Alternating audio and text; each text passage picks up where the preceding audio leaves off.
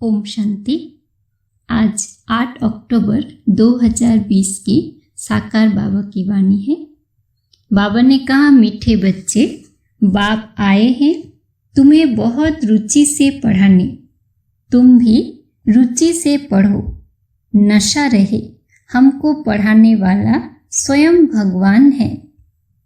प्रश्न है, तुम ब्रह्मा कुमार कुमारियों का उद्देश्य व शुद्ध भावना कौन सी है?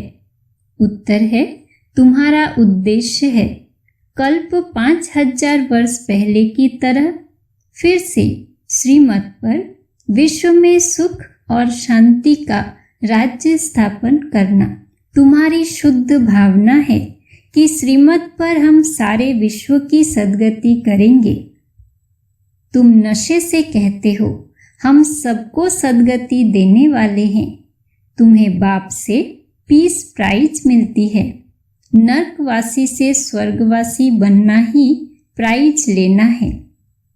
ओम शांति। स्टूडेंट जब पढ़ते हैं तो खुशी से पढ़ते हैं। टीचर भी बहुत खुशी से रुचि से पढ़ाते हैं। रूहानी बच्चे ये जानते हैं कि बेहद का बाप जो टीचर भी हैं हमको बहुत रुचि से पढ़ाते हैं। उस पढ़ाई में तो बाप अलग होता है, टीचर अलग होता है जो पढ़ाते हैं। कोई कोई का बाप ही टीचर होता है जो पढ़ाते हैं, तो बहुत रुचि से पढ़ाते हैं, क्योंकि फिर भी ब्लड कनेक्शन होता है ना। अपना समझकर बहुत रुचि से पढ़ाते हैं। ये बाप तुम्हें कितना रुचि से पढ़ाते होंगे, तो बच्चों को भी कितना रुचि से पढ़ना चाहिए। डायरेक्ट बाप पढ़ाते हैं और ये एक ही बार आकर पढ़ाते हैं। बच्चों को रुचि बहुत चाहिए। बाबा भगवान हमको पढ़ाते हैं और हर बात अच्छी रीति समझाते रहते हैं। कोई कोई बच्चों को पढ़ते पढ़ते विचार आता है, ये क्या है? ड्रामा में ये आवागमन का चक्र है, परंतु ये नाटक रचा ही क्यों? इससे क्या फायदा? बस सिर्फ ऐसे चक्र ही लगाते रहेंगे। इससे तो छूट जाए तो अच्छा है। जब देखते हैं ये तो 84 का चक्र लगाते ही रहना है, तो ऐसे ऐसे ख्यालात आते हैं। भगवान ने ऐसा खेल क्यों रचा है जो आवागमन के चक्र से छूट ही नहीं सकते? इससे तो मोक्ष मिल जाए। ऐसे ऐसे ख्यालात कई बच्चों को आते हैं। इस आवागमन से दुख सुख से छूट जाए। बाप कहते हैं ये कभी हो नहीं सकता। मोक्ष पाने के लिए कोशिश करना ही वेस्ट हो जाता है। बाप ने समझाया है, एक भी आत्मा पार्ट से छूट नहीं सकती। आत्मा में अविनाशी पार्ट भरा है, वो है अनादि अविनाशी, बिल्कुल एक्यूरेट एक्टर्स हैं। एक भी कम जास्ती नहीं हो सकते। तुम बच्चों को सारी नॉलेज है। इस ड्रामा के पार्ट से कोई छूट नहीं सकता, ना कोई मोक्ष को पा सकता है। सब धर्म वालों को नंबरवार आना ही है। बाप समझाते हैं ये बना बनाया अविनाशी ड्रामा है। तुम भी कहते हो बाबा अब जान गए हैं कैसे हम 84 का चक्र लगाते हैं। ये भी समझते हो पहले पहले जो आते होंगे वो 84 जन्म लेते होंगे। पीछे आने वाले के जरूर कम जन्म होंगे। यहाँ तो पुरुषार्थ करने का है। पुरानी दुनिया से नई दुनिया जरूर बननी है। बाबा हर एक बात बार बार समझाते रहते हैं, क्योंकि नए नए बच्चे आते रहते हैं। उनको आगे की पढ़ाई कौन पढ़ाए? तो बाप नए नए को देख फिर पुरानी पॉइंट्स रिपीट करते हैं। तुम्हारी बुद्धि में सारी नॉलेज है। जानते हो शुरू से लेकर कैसे हम पार्ट बजाते आए हैं। तुम यथार्थ रीति जानते हो कैसे नंबरवार आते हैं कितने जन्म लेते हैं, इस समय ही बाप आकर ज्ञान की बातें सुनाते हैं। सतयुग में तो है ही प्रारब्ध, ये इस समय तुमको ही समझाया जाता है। गीता में भी शुरू में फिर पिछाड़ी में ये बात आती है, मन मना भव। पढ़ाया जाता है स्टेटस पाने के लिए, तुम राजा बनने के लिए अब पुरुषार्थ करते हो। और धर्म वालों का तो समझाया है कि वो नंबरवार आते हैं। धर्म स्थापक के पिछाड़ी सबको आना पड़ता है, राजाई की बात नहीं। एक ही गीता शास्त्र है जिसकी बहुत महिमा है। भारत में ही बाप आकर सुनाते हैं और सबकी सद्गति करते हैं। वो धर्म स्थापक जो आते हैं वो जब मरते हैं तो बड़े बड़े तीर्थ बना देते हैं। वास्तव में सबका तीर्थ ये भारत ही है, जहाँ बेहद का बाप आते हैं। बाप ने भारत में ही आकर सर्व की सद्गति की है। बाप कहते हैं, मुझे लिबरेटर गाइड कहते हो ना। हम तुमको इस पुरानी दुनिया, दुख की दुनिया से लिबरेट कर शांति धाम, सुख धाम में ले जाते हैं। बच्चे जानते हैं बाबा हमें शांति धाम, सुख धाम में ले जाएंगे, बाकी सब शांति धाम में जाएंगे। दुख से बाप आकर लिबरेट करते हैं। उनका जन्म मरण तो है नहीं, बाप आया फिर चला जाएगा। उनके लिए ऐसे थोड़े ही कहेंगे कि मर गया, जैसे शिवानंद के लिए कहेंगे शरीर छोड़ दिया। फिर क्रिया कर्म करते हैं। ये बाप चला जाएगा तो इनका क्रिया कर्म, सेरेमनी आदि कुछ भी नहीं करना होता। उनके तो आने का भी नहीं पता पड़ता। क्रिया कर्म आदि की तो बात ही नहीं। और सब मनुष्यों का क्रिया कर्म करते हैं, बाप का क्रिया कर्म होता नहीं, उनको शरीर ही नहीं। सतयुग में ये ज्ञान भक्ति की बातें होती नहीं, ये अभी ही चलती है और सब भक्ति ही सिखलाते हैं। आधा कल्प है भक्ति, फिर आधा कल्प के बाद बाप आकर ज्ञान का वर्षा देते हैं। ज्ञान कोई वहाँ साथ नहीं चलता, वहाँ बाप को याद करने की दरकार ही नहीं रहती। मुक्ति में है, वहाँ याद करना होता है क्या? दुख की फरियाद वहाँ होती ही नहीं। भक्ति भी पहले अव्यभिचारी फिर व्यभिचारी, इस समय तो अति व्यभिचारी भक्ति है। इसको रौरव नरक कहा जाता है। एकदम तीखे में तीखा नरक है। फिर बाप आकर तीखा स्वर्ग बनाते हैं। इस समय है 100% दुख, फिर 100% सुख शांति होगी। आत्मा जाकर अपने घर विश्राम पाएगी। समझाने में बड़ा सहज है। बाप कहते हैं, मैं आता ही तब हूँ जब नई दुनिया की स्थापना कर पुराने का विनाश करना होता है। इतना कार्य सिर्फ एक तो नहीं करेंगे, खिदमतगार बहुत चाहिए। इस समय तुम बाप के खिदमतगार बच्चे बने हो। भारत की खास सच्ची सेवा करते हो। सच्चा बाप सच्ची सेवा सिखलाते हैं। अपना भी, भारत का भी और विश्व का भी कल्याण करते हो। तो कितना रुचि से करना चाहिए। बाबा कितनी रुचि से सर्व की सद्गति करते हैं। अभी भी सर्व की सद्गति होनी है जरूर।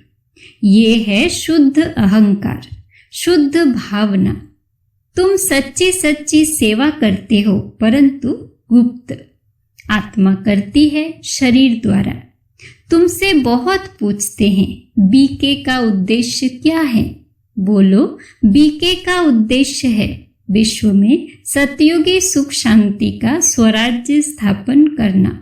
हम हर 5000 वर्ष बाद श्रीमत पर विश्व में शांति स्थापन कर विश्व शांति की प्राइज लेते हैं। यथा राजा रानी तथा प्रजा प्राइज लेते हैं।